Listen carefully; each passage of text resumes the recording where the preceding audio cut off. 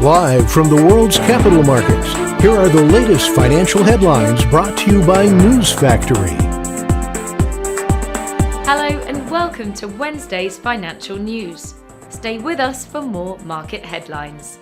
The dollar rose 0.4% against the yen in the last trading session. The MACD's positive signal is in line with the overall technical analysis. The Bitcoin-dollar pair dropped 0.1% in the last session, after rising as much as 3.6% during the session. According to the RSI, we are in an oversold market. The gold-dollar pair dropped 0.5% in the last session. The RSI is giving a negative signal, which matches our overall technical analysis. The oil-dollar pair dropped 0.9% in the last session, after rising as much as 2.5% during the session. The stochastic indicator is giving a negative signal. Coming up, the choices from our chief analyst for today. Gold hovered near a 4-week low as some bears looked to book profits, but prices remained largely pressured by a strong dollar and investors dumping bullion.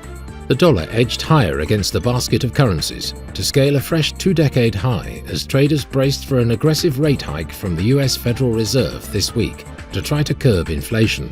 Coinbase announced it will lay off 18% of its workforce in another sign of a worsening crypto downturn that shaved off hundreds of millions of the total cryptocurrency market value. Those were today's major economic events, and now moving on to world financial headlines.